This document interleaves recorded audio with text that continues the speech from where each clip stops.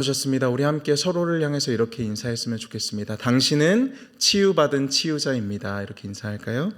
당신은 치유받은 치유자입니다. 아멘. 여러분의 얼굴이 환하신 걸 보니 정말 치유받은 치유자가 맞으신 것 같습니다. 우리가 이웃의 아픔을 돌보는 치유자라는 주제를 가지고 오늘 함께 말씀을 나누고자 합니다. 미국의 버지니아 주의 호프웰이라는 지역에 있었던 어느 교회에 있었던 일입니다. 어느 날 그 교회에 남편 없이 홀로 4명의 자녀를 키우고 있는 여성이 어느 날부터 예배에 참석하기 시작했습니다. 그리고 얼마 지나지 않아 그 여인의 형편이 너무나도 어렵다라는 사실이 교회 성도들 가운데 알려졌고, 자연스럽게 그녀에게 도움을 주어야 하지 않겠냐는 이야기가 성도들 가운데 흘러나오게 되었습니다. 그래서 그 교회의 성도님들과 담임 목사님은 초대교회가 이러한 상황 속에서 사랑을 베푸었다는 점을 함께 나누었고, 결국 그 교회의 성도들은 그 여인의 집에 급한 빚을 갚을 수 있도록 여인을 지원하게 되었습니다. 그런데 얼마 지나지 않아 교회에 이런 소문이 돌기 시작했습니다. 이 여인이 빚을 갚기 위해 지원받은 그 돈으로 급한 빚을 갚은 것이 아니라 아이들과 함께 여러 차례 레스토랑을 들락거리고 또 아이들에게 장난감과 새 자전거를 한 대씩 사주었다는 것입니다. 그리고 살펴보니 외상값이나 급한 빚은 하나도 갚지 않았고 오히려 그 여인의 가정의 부채는 더욱 늘어 있었습니다. 그래서 함께 그 여인을 지원하기로 했던 그 교회 한 집사님은 노발대발하며 다시는 그 여인을 도와주어서는 안 된다고 말했습니다. 그러면서 가난하게 사는 이들은 가난하게 사는 이유가 다 있다고 말하는 것이죠. 무책임하고 무절제하며 심지어는 하나님의 교회의 돈을 함부로 다 써버렸으니 더 이상 도와줄 필요가 없다는 것이었습니다. 여러분은 어떻게 하시겠습니까? 이 무책임하고 무절제한 사람을 계속 도와주어야겠습니까? 우리가 계속해서 조건 없이 도와주어야 한다면 그 여인의 계속해서 방탕한 삶을 우리가 어떻게 바로잡을 수 있을까요? 아니면 곧바로 지원을 멈춰야 하겠습니까? 이것은 우리가 쉽게 결정할 수 있는 문제가 아닙니다. 좀 더 근본적이고 본질적인 질문으로 돌아가서 과연 교회의 본질적인 역할이 무엇입니까? 우리의 본질적인 역할은 그저 복음만을 전하면 되는 것이 아닐까요? 그래서 이러한 복잡한 상황들과 질문들 가운데 모든 질문의 답은 우리가 말씀으로 돌아가는 것에 있습니다. 그래서 오늘 함께 말씀을 통해 치유받은 치유자로 살기 위하여 치유자의 삶에 대해서 성경이 말하고 있는 2가지 내용을 함께 살펴보기 원합니다. 2가지 내용은 첫 번째로 우리가 치유자로 살아가야 하는 이유, 바로 창조 섭리입니다. 두 번째로는 바로 하나님의 은혜입니다. 첫 번째 이유, 창조 섭리에 대해서 먼저 살펴보겠습니다. 우리가 이웃의 아픔을 돌아보는 치유자로 살아가야 하는 이유를 찾아보기 위해서는 하나님의 말씀이 시작되는 시점, 그러니까 하나님의 창조의 순간으로 돌아가야 합니다. 하나님이 세상을 창조하시고 그리고 우리가 잘 아는 것처럼 마지막 날에 사람을 지으셨죠. 그리고 하나님은 사람을 지으시며 창세기 1장 27절에서 이렇게 말씀하셨습니다. 하나님이 자기 형상 곧 하나님의 형상대로 사람을 창조하셨다. 우리가 아무리 강조해도 모자람이 없는 진리이죠. 모든 인간이 누구의 형상으로 창조되었습니까? 바로 하나님의 형상대로 창조되었습니다. 그러니까 인간은 하나님의 창조의 소산이며 하나님을 닮은 존재라는 사실을 받아들이지 않는다면 우리가 모든 인간을 존엄하게 대해야 한다라는 그 어떤 이유도 찾을 수 없습니다. 그러니까 우리가 그 어떤 상황에서도 모든 인간이 동일하게 존엄한 존재라는 사실을 성경이 인간이 하나님의 형상을 닮은 존재라는 사실로 우리에게 가르쳐주고 있다는 것이죠. 하루는 제가 아내와 산책을 하다가 기도하기 위해서 어느 교회에 들어갔는데 그 교회에 열려있는 소예배실 같은 곳이 있었습니다. 그래서 교회에서 기도를 드리기 위해서 잠깐 들어갔는데, 그리고 그곳에 들어서자마자 지금까지도 잊혀지지 않는, 태어나서 처음 맡아보는 코를 찌르는 악취를 제가 맡을 수 있었습니다. 알고 보니까 그 장소가 어떤 장소였냐면 주중에 노숙자분들이 숙소로 쓰고 있었던 장소였던 것이죠. 그리고 정말로 태어나서 처음 맡아본 그 악취를 맡자마자 아내와 저는 뒤를 돌아서 바로 그 자리에서 뛰쳐나왔습니다. 또 어떤 날에는 제가 우연한 기회로 좋은 호텔에 묵을 기회가 생겨서 그 호텔 로비에 들어갔는데 들어가자마자 정말로 고급스럽고 편안하고 마음이 편안해지는 향기를 맡았습니다. 그곳에서는 모든 사람들이 저를 친절하게 대해 주었고 한눈에 보아도 넉넉한 사람들이 모두 행복하게 웃고 있었습니다. 여러분, 우리가 인간 사회에서 모든 인간이 동일하게 존엄하다는 사실을 부정하는 사람은 없습니다. 그러나 현실 속에서는 누군가의 삶이, 누군가의 인생이 다른 어떤 이의 생명보다 더 가볍게 여겨지기도 한다는 것이죠. 사회에 좋은 영향력을 끼치는 사람과 매일같이 거리에 앉아서 술을 마시는 그 두 인생을 우리는 동일한 값을 매기지 않습니다. 인간의 기준은 누군가를 사랑할 만한 사람과 또 그렇지 않은 사람으로 나눈다는 것이죠. 세상의 철학과 많은 사상들이 이것을 말하고 있습니다. 예를 들어서 아리스토텔레스는 심지어 노예가 될 운명을 타고난 이들이 있다고 말했습니다. 바로 이성적으로 사고하지 못하는 이들을 노예로 타고난 사람이라고 생각하는 것이죠. 제가 아리스토텔레스의 정치학이라는 책에서 한 부분을 가지고 왔는데요. 제가 한번 읽어드리겠습니다. 이성적인 원칙을 이해하지만 그 원리를 소유하지 못한 인간은 태생적인 노예이다. 명백한 사실은 어떤 인간은 나면서부터 자유인이고 또 다른 한 무리는 태생적으로 노예라는 것이다. 후자에게는 노예 생활이 편안한 동시에 정당하다. 여러분, 이것을 요즘 말로 해석하면 이렇게 해석할 수 있지 않을까 생각했습니다. 가난한 사람들은 태생적으로 가난할 수밖에 없다. 그들은 노력하지 않고 게으르고 나태하며 무절제하다. 그러므로 가난한 생활이 그들에게는 정당하다. 여러분, 그러나 성경은 이러한 구분을 조금도 용납하고 있지 않는 것이죠.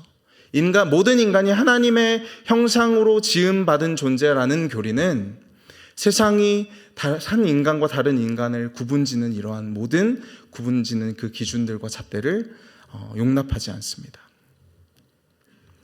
누구도 가까이 하고 싶지 않은 그 노숙자와 모두가 잠시라도 그리고 점심 식사라도 한번 같이 하고 싶어하는 그 부자, 양쪽 모두에게 무엇으로도 깎아내릴 수 없는 지위와 영광과 의미가 있다는 것이죠. 제가 사진 한 장을 가지고 왔는데요. 혹시 이 사진, 이 집에 어떤 집인지 알고 계신 분은 안 계시겠죠? 이 허름한 초가집은 외형만 보면 보잘것없습니다. 오늘날 아무도 이러한 집에 살려고는 하지 않을 것입니다. 그러나 놀라운 사실은 국가가 이 허름한 건물을 사적 제230호 기념물로 보존하고 있다는 것입니다. 왜냐하면 이 건물의 외형과 상관없이 이 집의 주인이 바로 독립운동가 유관순의 생가이기 때문입니다. 매년 수많은 사람들이 이 집을 보기 위해서 방문합니다. 그리고 나라가 이것을 기념하고 인적 자원과 물적 자원을 들여서 이 집을 관리합니다. 왜죠? 이 건물의 외형이 화려하고 보암직하고 살만해서 그런가요? 아닙니다. 이 집의 주인이 유관순이기 때문이죠. 우리가 이 집의 소유주를 존경하고 귀하게 여기기 때문입니다. 여러분, 동일하게 우리가 겉으로 보기에는 허름하고 보잘것없는 누군가의 삶과 인생을 그리스도인은 가치 있게 보는 이유가 무엇입니까? 바로 우리가 그 소유주를 귀하게 여기기 때문이죠. 건물이 가지고 있는 외적인 특징보다 이 건물의 소유주의 가치를 귀하게 여기기 때문에 우리는 그 건물을 귀하게 여깁니다. 날마다 술에 취하고 무절제하며 노력하지 않는 인생이라도 우리가 존귀하게 대하며 여기는 이유는 그 인생의 주인이신, 그리고 그 안에 당신의 형상을 담으신 하나님을 우리가 사랑하고 귀하게 여기기 때문입니다. 이것이 첫 번째로 우리가 가난한 이들, 연약한 이들을 존귀하게 여겨야 하는 이유입니다. 동일하게 우리가 가난한 이들을 존귀하고 또한 가치 있게 여길 뿐 아니라 그들에게 우리의 가진 소유를 나누어 주어야 하는 이유도 하나님의 창조 섭리에서 찾을 수 있습니다. 창세기 1장에서 하나님은 당신의 형상대로 사람을 지으셨죠. 그리고 아담과 하와에게 무엇을 주셨냐면 모든 피조물을 다스릴 권한을 주셨습니다. 그러니까 하나님은 당신의 손으로 만드신 모든 것을 이 두 사람으로 다스릴 수 있는 권한을 주셨다라는 것이죠. 그러나 여전히 그의 소유권은, 그 모든 창조물의 소유권은 누구에게 있죠? 바로 하나님에게 있습니다. 시편 24편 1절 말씀입니다. 땅과 거기에 충만한 것과 세계와 그 가운데 사는 자들은 다 여호와의 것이로되. 그러니까 우리는 여전히 그분의 소유인 것들을 다스리고 또한 관리할 만한 그 권한을 받은 청지기이며 우리가 소위 말하는 마름의 역할을 하는 자들인 것이죠. 그래서 이스라엘 백성들에게도 하나님이 명령하신 것은 무엇이냐면 밭에서 곡식을 벨 때, 그 토지의 소산을 벨 때 바로 가난한 자들의 몫을 남겨두는 것이었습니다. 왜냐하면 그 토지의 궁극적인 소유주가 누구이기 때문이죠? 하나님이시기 때문이죠. 그렇다면 오늘을 살아가는 우리는 농사를 짓지 않기 때문에 이 내용이 해당되지 않는 이야기일까요? 여러분, 하나님은 토지의 주인이시면서 동시에 무엇의 주인이십니까? 우리의 건강의 주인이십니다. 우리 인생의 주인이시죠. 우리의 재능과 우리의 능력, 우리가 이 자리에 있을 수 있게 한 모든 환경의 주관자이십니다. 정말로 우리가 어려운 상황 속에서 우리의 인생을 개척해 나갔다라고 할지라도 그렇게 할 수 있는 의지와 마음과 정신의 주인이 누구이시죠? 하나님이시죠.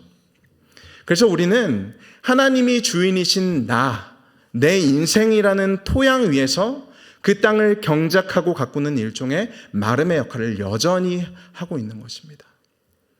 여러분, 그렇다면 이 인생의 주인이신 하나님의 소유에서 난 모든 곡식들과 열매들, 우리의 인생의 모든 소산들을 누구의 몫을 위해 남겨두어야 한다는 것이죠? 가난한 자들의 몫을 남겨두어야 한다는 것이죠. 여러분, 그래서 바울도 나의 나된 것이 다 하나님의 은혜다.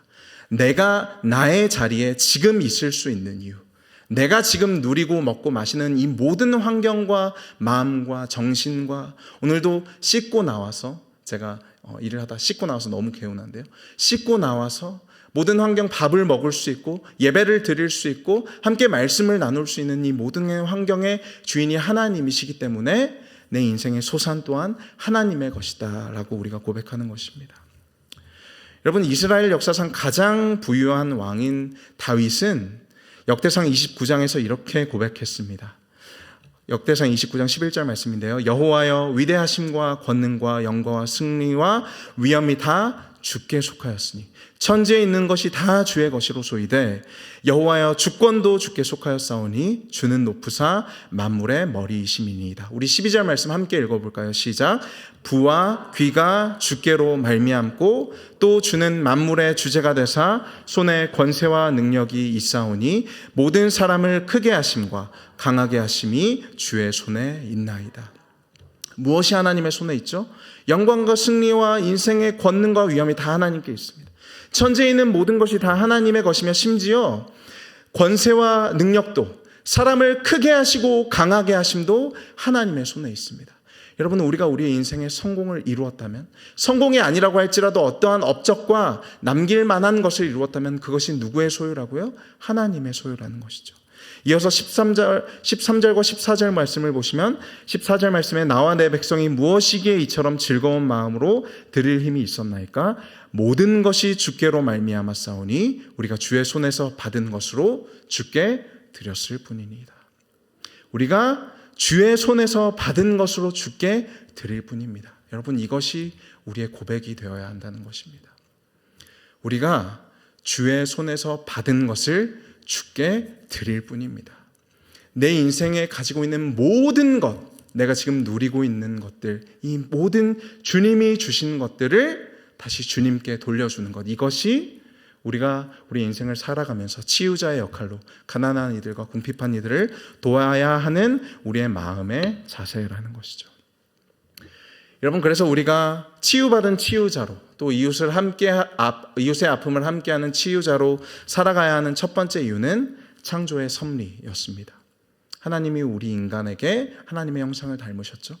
겉으로 보이는 외관과 우리 인간 안에 담고 있는 가치는 조금도 상관없습니다. 그래서 우리는 모든 인생을 존귀하게 여깁니다. 그 소유주를 귀하게 여기기 때문에. 또한 우리는 우리 주님의 청지기로서, 또한 하나님의 마름으로서 내 인생에서 난 모든 소산들을 하나님의 뜻대로 가난한 이들과 함께 나누어야 합니다.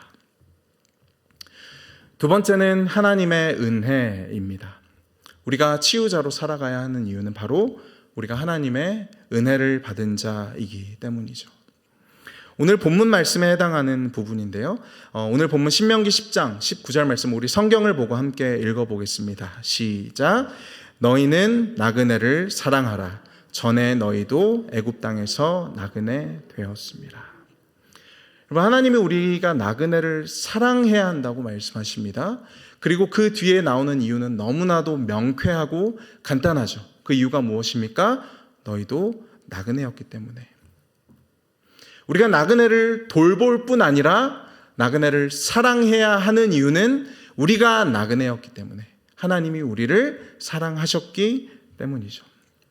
이스라엘 백성들은 애굽에서 종살이를 했습니다. 하나님이 이 백성의 신음을 들으셨고 또 아브라함과 하신 언약을 기억하셨습니다. 여러분, 정말로 처참한 노예 생활이었겠죠. 우리는 상상할 수 없는. 이 애굽의 왕은 이스라엘 백성들의 세력이 늘어나는 것을 두려워하여 어린 아이들을 죽이기까지 하였습니다. 이 백성은 말 그대로 처참하였고 가난하였고 무력했습니다. 스스로의 힘으로는 결코 이 노예 생활을, 이 애굽에서의 종살이를 벗어날 수 없는 무력한 자들이셨습니다. 그런데 하나님이 애굽에서 이 백성들을 건져내셨죠. 우리 오늘 함께 읽은 17절 말씀과 18절 말씀을 볼까요? 너희의 하나님 여호와는 신 가운데 신이시며 주 가운데 주시오 크고 능하시며 두려우신 하나님이시라. 사람을 무엇으로 보지 아니하시며 외모로 보지 않으시며 뇌물을 받지 않으시고. 여러분, 하나님이 외모를 보시는 분이시라면 보잘것없는 노예 민족인 이스라엘 백성들을 건져내실 이유가 전혀 없습니다. 하나님이 뇌물을 받으시는 분이시라면 훨씬 더 많은 재물과 보물을 하나님께 바칠 수 있는 민족을 선택하셨을 것입니다. 18절 말씀입니다. 고아와 과부를 위하여 정의를 행하시며 나그네를 사랑하여 그에게 떡과 옷을 주시나니. 고아와 과부를 위하여 정의를 행하시는, 그러니까 약자의 편을 들어주시는 하나님이시기 때문에 하나님은 이스라엘 백성들의 편에 서서 애굽 왕과 그들의 군대에 맞서셨습니다. 그래서 광야에서 나그네되었던 이 백성들에게 하나님은 떡을 주시고 옷을 입히셨죠. 그래서 하나님이 말씀하시는 우리가 정의와 공의를 행해야 하는 논리는 너무나도 명쾌하고 간단합니다. 너희가 나그네였으니, 너희가 종이고 너희가 노예였으니 너희도 이와 같이 하라는 것이죠. 성경은 우리가 하나님의 정의와 공의를 실천하기 위하여 먼저 우리가 해야 할 것이 무엇이라고 말합니까? 너희가 받은 은혜를 기억하라고 말합니다. 너희가 받은 은혜를 기억하라. 너희가 이전에 어떤 자들이었는지 기억하라. 팀켈러 목사님이 이렇게 말했습니다. 은혜는 인간을 정의롭게 한다. 여러분, 은혜는 인간을 정의롭게 합니다. 믿으십니까? 여러분, 은혜를 안다는 것은 내가 나그네였음을 아는 것입니다. 내가 종이었음을 기억한다는 것입니다. 여러분, 그리고 이 지점이 우리가 이웃의 아픔을 함께하는 치유받은 치유자로서 살아가는 데 있어서 너무나도 중요한 사실입니다. 내가 정말로 노예였으며 내가 정말로 나그네였으며 하나님의 도우심 없이는 도저히 살 가망이 없었던 고아와 과부와 나그네 같은 자였음을 깨닫지 못하면 여러분, 우리는 정의를 행할 수 없습니다. 그러나 우리는 이렇게도 말할 수 있겠죠. 나는 태어나서 단 한순간도 누구의 노예로 살아본 적도 없고 나그네처럼 살아본 적도 없는데 그것이 나와 무슨 상관이 있습니까? 여러분, 우리가 무엇의 노예입니까? 요한복음 8장에서 예수님은 자신을 따르는 유대인들에게 우리가 너무나도 잘 아시는 말씀을 하셨습니다. 진리를 알지니 진리가 너희를 자유케 하리라. 그리고 이 예수님의 말씀을 들은 이 유대인들은 이 말을 그냥 좋은 게 좋은 거지라고 흘려듣지 않고 진지하게 들었습니다. 그래서 무엇이라고 반응했냐면, 우리가 태어나서 누구의 노예로 살아본 적도 없고 우리는 아브라함의 자손인데 우리가 왜 자유해야 합니까? 그것이 요한복음 8장 33절이죠. 그들이 대답하되 우리가 아브라함의 자손이라 남의 종이 된 적이 없거늘 어찌하여 우리가 자유롭게 되리라 하느냐. 예수님이 진리가 너희를 자유롭게 하리라 라고 말씀하셨을 때 유대인들의 반응은 무엇이냐면, 나는 종이 아닙니다. 내가 왜 자유해져야 됩니까? 였습니다. 그러니까 예수님이 무엇이라고 대답하셨는지 우리 34절과 35절 말씀도 볼까요? 예수께서 대답하시되 진실로 진실로 너희에게 이르노니 죄를 범하는 자마다 무엇의 종이다? 죄의 종이다. 종은 영원히 집에 거하지 못하되 아들은 영원히 거한다. 여러분, 이것이 주님의 대답이셨습니다. 그러니까 진리가 너희를 자유케 하리라 라고 주님이 말씀하셨을 때 주님이 정말로 의미하신 바는 무엇이었냐면, 우리 모두가 죄의 종이라는 사실이었죠. 죄가 우리를 다스린다는 것입니다. 죄가 우리의 지식과 우리의 의지와 우리의 감정을 죄가 다스리고 있다는 말씀이시죠. 그래서 죄의 종인 우리는 35절의 말씀처럼 결코 아버지의 집에 거하지 못하는 것이죠. 우리가 죄의 종이고 죄의 종이기 때문에. 여러분, 예수님의 말씀대로 정말로 우리는 죄에게 우리의 감정과 의지와 이성을 조종당하는 죄의 종이며 죄의 처절한 노예였습니다. 그리고 예수님은 스스로 하나님의 은혜와 사랑과 돌보심을 거절하고 죄의 종의 자리를 자처한 우리를 구하시기 위해 이 땅에 오셨죠. 그래서 우리는 모두가 하나도 예외 없이 그리스도를 믿는 자는 애굽에서 건진받은 노예입니다. 그리고 이것이 우리가 받은 은혜라는 것이죠. 여러분, 또한 우리는 강도 만난 자이며 나그네 같은 자입니다. 우리가 함께 잘 알고 있는 선한 사마리아인의 비유에 이 사실이 잘 담겨 있습니다. 유대인이 길을 가다가 강도를 만났습니다. 이 강도를 만난 자는 누군가의 도움이 없이는 살 수 없는 처지가 되었습니다. 그는 제 힘으로 일어날 수 없습니다. 도움을 요청할 기력도 없고 목소리조차 나오지 않습니다. 다시 말해, 그는 그 곤경에서 벗어날 의지조차 가지지 못하는 무력한 상태라는 것이죠. 그래서 예수님은 이 비유에서 그가 거의 죽은 채 버려졌다. 거의 죽은 채 버려졌다라고 말씀하십니다. 심지어 그런 그가 버려진 곳은 어떠한 곳이었냐면 강도가 들끓는 곳이었죠. 언제 어디서 강도가 나와서 이 나그네들을 속여서 그들의 생명을 해할지 모르는 정말 위험한 곳입니다. 이 무력한 자는 누군가의 도움을 절실하게 필요한 상태이고, 또한 누군가가 그를 도와주기 위해서는 엄청난 희생과 용기가 필요한 것이죠. 그리고 그러한 상태에 놓여 있는 이 유대인을 도와주는 것은 누구이죠? 바로 유대인과 원수지간인 사마리아인입니다. 유대인들이 잡종이나 이단 취급하는 대상입니다. 그런데 지금 그가 살 수 있는 유일한 희망이 원수에게 달려 있습니다. 여러분, 그동안의 관계를 생각하면 사마리아인이 자신을 짓밟고 가도 아무 할 말이 없겠죠. 여러분이 이러한 상황 가운데 놓여 있다고 한번 생각해 봅시다. 우리가 누군가의 도움을 요청해야만 생명을 건질 수 있는, 그 사람에게 도움을 받아야만 나의 생명을 유지할 수 있는 어떤 상황에 놓였습니다. 그리고 그 사람은 나를 위해서, 그것을 하기 위해서 엄청난 모험과 위험을 감당해야 됩니다. 그런데 하필이면 그 대상이 내가 평소에 못 잡아먹어서 안달이던, 나와 정말 사이가 안 좋던 그런 사람이었다는 것이죠. 여러분, 그렇다면 어떻게 하시겠습니까?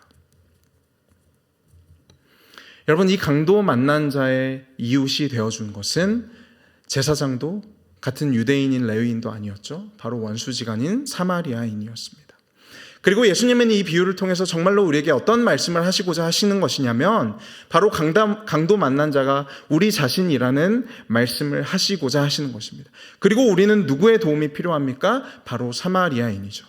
유대인들이 잡종과 이단으로 취급한 사마리아인의 도움이 절실히 필요합니다. 죽고 사는 문제가 우리의 원수의 손에 달려 있습니다. 동일하게 우리의 죽고 사는 문제가 우리에게 사마리아인 같은 취급을 받으신 예수 그리스도에게 달려 있다는 것이죠. 인간을 구하려 오셨으나 인간의 손에 죽임당하신 분에게, 우리가 원수 취급하며 침뱉고 모욕하고 날마다 죄를 지음으로 십자가에 못 박는 그분에게 우리의 생명과 살고 죽는 것이 달려 있습니다. 인간에게 배신당하시고 버림받으시고 십자가에 못 박혀 죽으신 우리의 원수의 손에 우리가 죽고 사는 생명의 문제가 달려 있다는 것입니다. 여러분, 이것이 우리의 딜레마이죠. 내가 스스로 거절하고 죄를 지음으로 십자가에 못 박히게 한 주님의 도움 없이는 우리는 이 공경에서 빠져나갈 방법이 없습니다.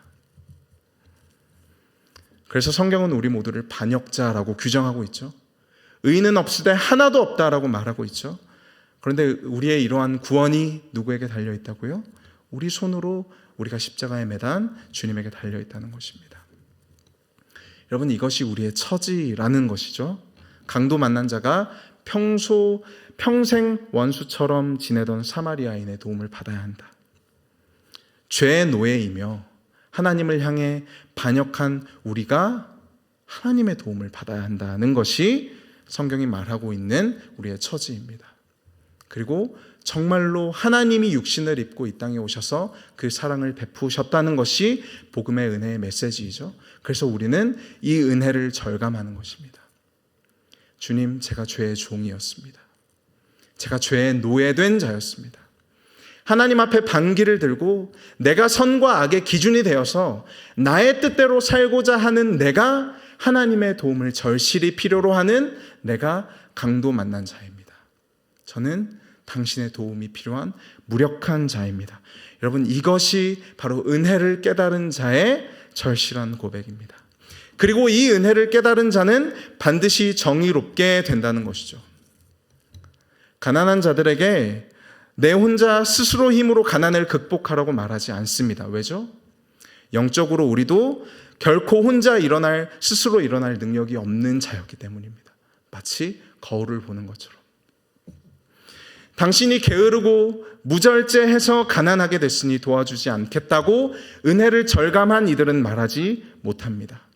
우리 스스로 영적인 공경에 빠졌음에도 불구하고 우리 주님이 친히 이 땅에 오셔서 우리가 원수 삼은 그분이 우리에게 도움의 손길을 내미셨기 때문이죠.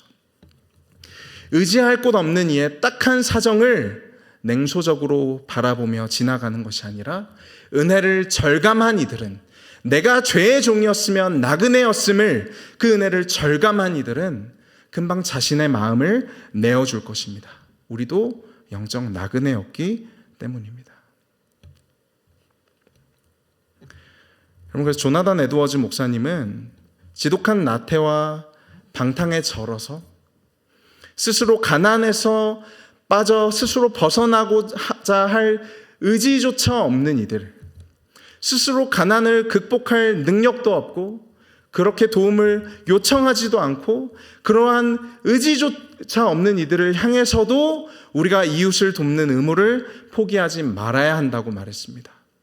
이유가 무엇이냐면 그리스도가 똑같은 상태에 빠진 우리를 찾아오셨기 때문이라고 말합니다. 여러분, 그렇다면 은혜가 우리를 정의롭게 한다라는 말은 명쾌해지죠. 우리가 받은 은혜, 내가 영적인 나그네였으며 내가 죄의 종이었다는 사실, 그리하여서 심령이 가난하여져서 그 은혜를 절실히 절감하는 자들은 반드시 정의롭게 된다입니다. 너희가 나그네였으니 너희도 나그네를 사랑하라는 것이 이 말씀의 의미입니다. 결론을 말씀드리겠습니다. 설교 서두에서 버지니아 주 호프웰 지역에 있는 어느 교회에 있었던 일을 말씀드렸죠. 남편 없이 홀로 4명의 자녀를 키우던 여인에게 교회가 재정적으로 도움을 주었지만 그 여인은 결국 그 돈으로 빚을 갚기는커녕 아이들에게 자전거를 사주고 레스토랑을 드나들면서 오히려 빚은 이전보다 더 많아졌습니다. 교인들은 분노했고 이 여인에 대한 지원을 끊을지를 고민했습니다. 여러분, 그 이후에 어떻게 되었을까요? 다행히 이 교회는 복음적인 방식대로 문제를 해결하려고 고민했습니다. 그리고 이 자격 없는 여인에게 주는 도움의 손길을 끊지 않았습니다. 그리고 얼마 지나지 않아 그녀가 그렇게 자녀들에게 자전거를 사주고 또 번듯한 식당에 다니느라고 돈을 허비했던 까닭이 드러났습니다. 그녀는 자기 자식들에게도 가난한 삶을 대물림한다는 죄의식을 느끼고 있었던 것이죠. 그래서 잠깐이라도 이 아이들에게 너희들이 정상적인 가정에서 살고 있다는 느낌을 주고 싶었습니다. 온 동네 아이들이 다 가지고 있는 것을 자신의 자녀들에게도 주고 싶었던 것이죠. 그래서 교회 구성원들이 나중에 지나서 이 사실을 알게 되었고 충분히 이해했을 뿐만 아니라 큰 감동을 받았습니다. 여러분, 그러나 여전히 그녀가 약속을 어긴 것을 올바로 붙잡아 주어야 했습니다. 그래서 그녀로 하여금 공과금이나 집세, 병원비와 같은 시급한 빚을 먼저 해결하도록 도와주었고 또 기술을 배워 일자리를 갖도록 도와주었고 또 아이들의 교육 문제도 해결할 수 있는 교사와 멘토를 붙여주었습니다. 여러분, 결국 이 여인에게 정말로 필요한 것이 무엇이었습니까? 일시적인 재정적인 도움만으로는 결코 그녀의 문제를 해결할 수 없었습니다. 그녀에게 필요했던 것은 재정적인 도움뿐만 아니라 사회적인, 심리적인, 그리고 전인적인 도움이었죠. 여러분, 이렇게 한 사람에게 필요한 모든 것을 베풀어 주고자 하는 의지를 우리는 무엇이라고 부릅니까? 사랑이라고 부릅니다. 여러분, 그녀와 그녀의 가정에 필요한 것은 바로 사랑이었습니다. 그리고 이것이 우리 주님이 오늘 말씀을 통해 나그네에게 도움을 주어라가 아니라 나그네를 사랑하라고 말씀하신 이유입니다.